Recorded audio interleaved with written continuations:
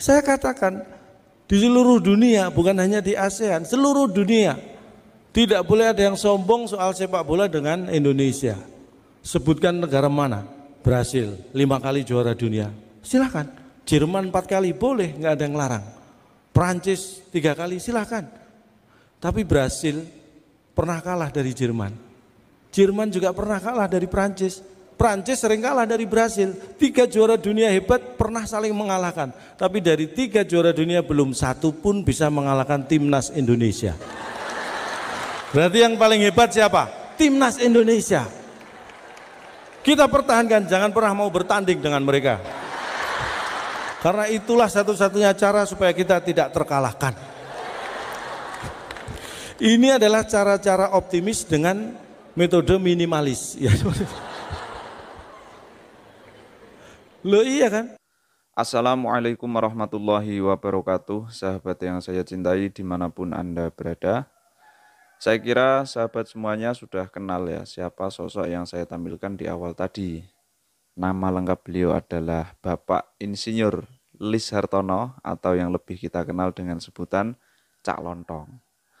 Beliau ini sosok komedian yang terkenal dengan kejeniusannya dalam mengolah kata dan menyesatkan atau mengecoh lah gitu ya, mengecoh logika kita.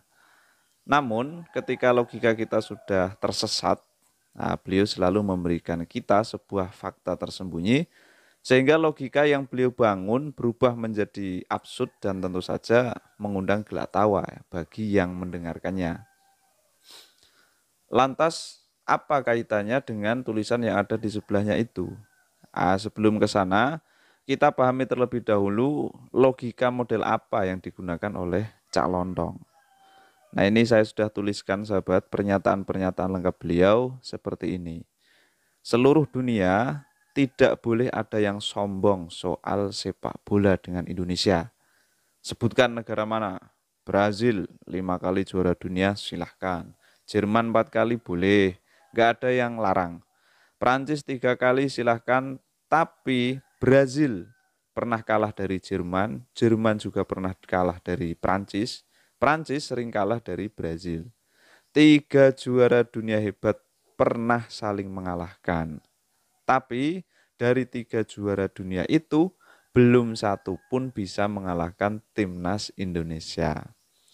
Nah sampai pada kalimat ini, bagi yang sudah mengerti faktualnya, kenapa 3 juara dunia belum satu pun pernah mengalahkan Indonesia? Tentu saja akan tertawa ketika mendengarnya. Ya jadi mikir, wah nyindir alus ini ya. Tapi bagi yang tidak mengetahui fakta yang disembunyikan, tentu akan berpikiran, wah berarti ketika negara Brasil atau Jerman atau Prancis, ketika bertanding melawan Indonesia, nah itu hasilnya menang Indonesia ya. Atau minimal seri lah. Kan 3 negara itu belum pernah satu pun bisa mengalahkan Indonesia. Nah, bila sudah berasumsi seperti itu, disitulah sebenarnya Cak Lontong berhasil menjebak kita ke dalam logika falasi atau logika yang sesat. Sehingga timpalan kalimat beliau yang selanjutnya ini, kita pertahankan, jangan pernah mau bertanding dengan mereka. Karena itulah satu-satunya cara supaya kita tidak terkalahkan. Sebenarnya timpalan ini adalah kata kunci yang menyelamatkan kita dari logika sesat. Dan tentu saja sekaligus memberitahu kita ternyata Indonesia belum pernah bertanding dengan 3 juara dunia yang disebutkan tadi. Sehingga fakta ini tampak menjadi absurd, akan tetapi disinilah letak lucunya sahabat ya. Oh iya, logika sesat atau logika falasi ini maksudnya bukan sesat yang dolalatun finnar itu bukan sahabat ya. Akan tetapi sesat di sini maksudnya adalah ya salah dalam berpikir atau salah dalam menyimpulkan gitu ya.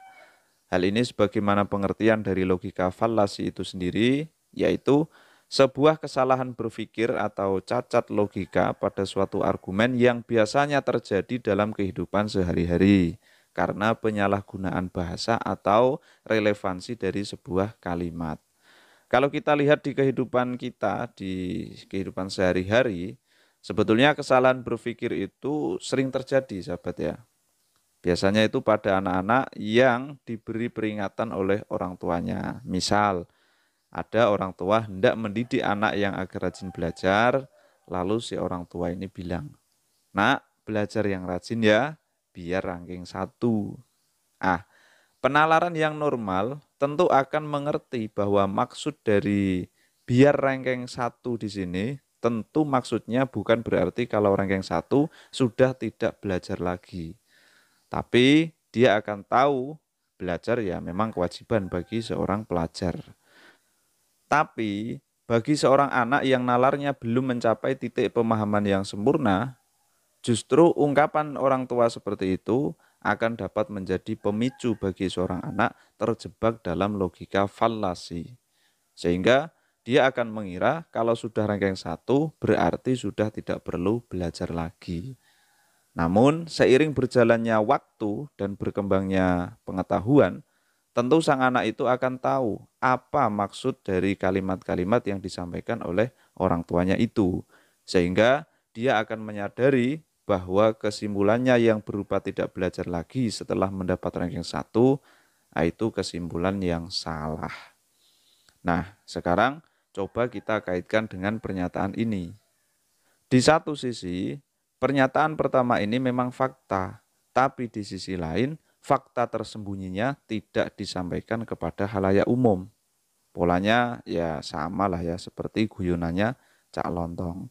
Bedanya, Cak Lontong menyampaikan fakta tersembunyi di bagian akhir dan menjadi absurd dan lucu, sedangkan kalimat-kalimat ini tidak menyebut fakta tersembunyi itu.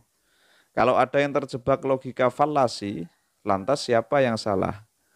Ya dia sendiri. Kenapa tidak tahu fakta tersembunyi itu?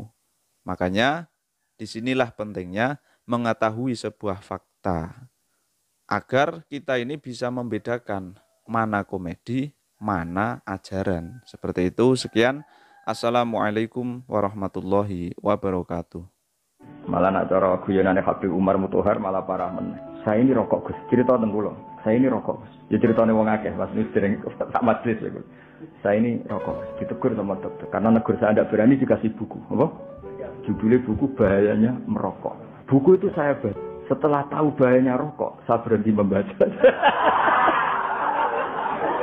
Nyongkone dokternya kan berhenti merokok. Ya dok, buku sudah saya baca. Setelah saya tahu bahayanya merokok, saya berhenti membaca.